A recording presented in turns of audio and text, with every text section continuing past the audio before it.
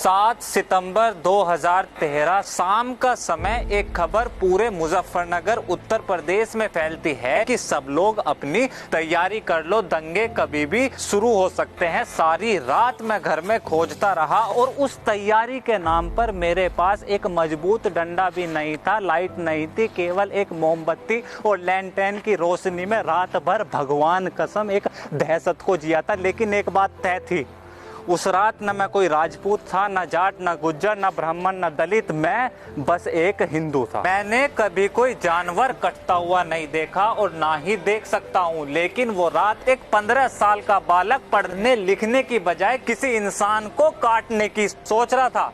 ये बचपन मिला है हमें उत्तर प्रदेश में। जरूरी है इस सेकुलर देश को जानना कि इन दंगों से पहले मुजफ्फरनगर में क्या हुआ था। एक हिंदू बेटी को स्कूल जाते समय कोई मुस्लिम लड़का छेड़ता है, बदतमीजी करता है। बहन घर आकर अपने भाई को बताती है और दोनों भाई सीधा उस लड़के के घर पहुंचते हैं। झगड़े के दौरान मुस्लिम लड़के की हत्या हो जाती है, लेकिन एक भीड़ उन दोनों भाई को पकड़ लेती है। कभी उत्तर प्रदेश आना हो या कोई मुजफ्फरनगर का ले तो पूछना उस भीड़ ने उन दोनों भाइयों को कैसे मारा था। कान से खून आने लगेगा सुनकर। उसी रात रामपुर से बड़े वाले मुख्यमंत्री का फोन आया।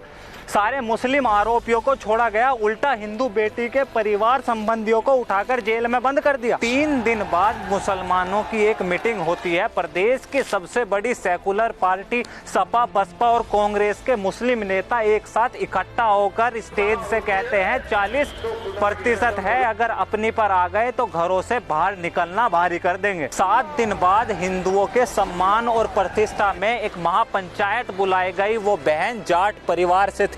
मरने वाले दोनों भाई भी जाट थे, फिर भी हर समाज के लोग उस महापंचायत में मौजूद थे। लेकिन पार्टी बस एक थी, बस एक बीजेपी। पंचायत खत्म होने के बाद जब लोग वापस लौट रहे थे तो बीच रास्ते में उन पर गोलियां और पत्थर चलने शुरू हो गए। हमारे गांव के लोग भी पंचायत में शामिल थे। 7 सितंबर शाम का समय एक फोन आता है कि सब लोग अपनी तैयारी कर लो और हो सके तो किसी तरह हमें यहाँ से ले जाओ। उस रात के बाद कई रातों तक मुजफ्फरनगर उत्तर प्रदेश जलता रहा। जानवरों की तरह इंसान काटे गए, बच्ची और औरतों की इज्जत सरेआम नीलाम हुई। जहाँ जो लोग संख्या में कम थे अपना घर छोड़ पलायन कर गए। और अब आप इस देश की सेकुलर सरकारों की दोगली नस्ल देखिए। 14 सितंबर 2013 बीजेपी प्रधानमंत्री उम्मीदवार के लिए नरेंद्र मोदी नाम की घोषणा करती है। उसी रात कांग्रेस मुजफ्फरनगर दौरे का ऐलान करती है और अगले ही दिन माँ, बेटा और प्रधानमंत्री जी रिलीफ कैंप पहुंच भी जाते हैं। दंगे हिंदू मुस्लिम हुए थे, लेकिन इन लोगों को हिंदुओं के रिलीफ कैंप दिखाई नहीं दिए। वो दलित लोग इतनी बड़ी संख्या में जान बचाकर मंदिरों में पड़े हुए थे, उनसे तो किसी ने कुछ पूछा ही नहीं। उल्टा मुजफ्फरनगर का शायद ही कोई गांव ऐसा बचा होगा जहां हिंदुओं के ऊपर दंगों के फर्जी मुकदमे ना लगाए गए हों। 2014 लोकसभा चुनाव 71 सीट उत्तर प्रदेश ने बीजेपी को दी। लहर नहीं थी वो, हमारे आत्मसम्मान, स्वाभिमान, सुरक्षा और सुशासन की लड़ाई थी। 4 साल तक बहुत कम मैं घर वापस आया। जब 2015 में उत्तर प्रदेश से गया तो पूरा गांव लाइन लगाकर मिट्टी का तेल खरीदता था। मुश्किल से 5-6 घंटे लाइट आती थी तो रात में रोशनी और पढ़ाई इसी तेल से लैंप और लैंटर्न जलाकर होती थी। अगर बारिश 2 दिन आई तो लाइट 4 दिन तक गायब रहती थी। 50-50 रुपए डालकर लोगों ने अपने पैसों से ट्रांसफार्मर ठीक कराए। हिम्मत नहीं होती थी किसी लड़की की शाम होने के बाद घर से बाहर निकल जाए। बस का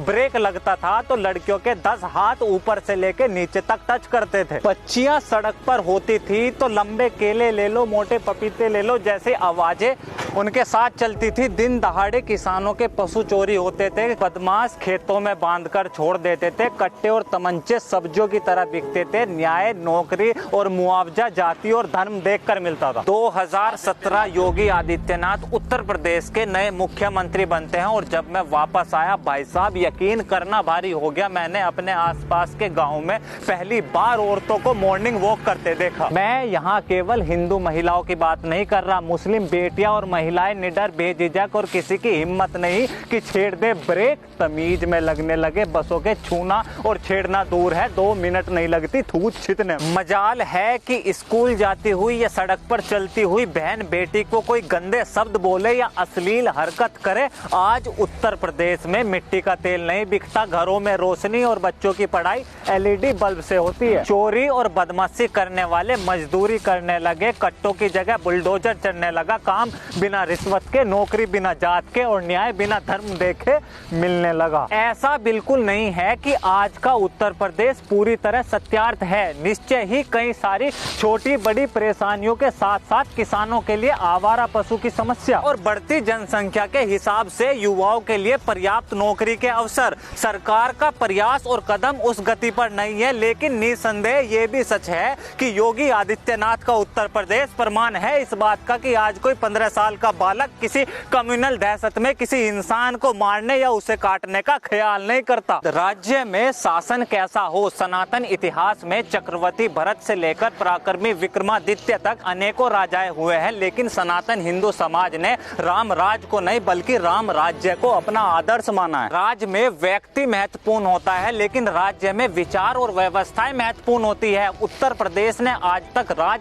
व्यक्ति विशेष और परिवारवाद का शासन देखा है। पहली बार आज उत्तर प्रदेश एक ऐसा व्यक्तित्व, एक ऐसी व्यवस्था, वो शासन प्रणाली और एक ऐसा राज्य देख रहा है जो राम राज्य के आदर्श मूल्यों को अगर पूर्णतः नहीं तो उसका प्रतिबिंब बनकर उसे साक्षात करने की कोशिश कर रहा है, और वो नाम है योगी आदित्यनाथ, केवल और एक बाबा योगी आदित्यनाथ। आपका मेरे ऊपर विश्वास, आपकी ये सपोर्ट, बेशक अभी ये परिवार छोटा है मगर हमारी ये आवाज एक आग है जो आने वाली वीडियोस में और ज्यादा धधकने वाली है। इस मिशन में आपका साथ चाहिए। हो सके तो प्लीज द टॉक शो को फाइनेंशियल सपोर्ट करें, और अगर फाइनेंशियल मदद नहीं कर सकते तो इस परिवार को बड़ा और इस वीडियो को उत्तर प्रदेश के हर एक वोटर तक पहुंचाने में सहयोग करें। This is Alok Kumar from talk. See you next video. जय हिंद।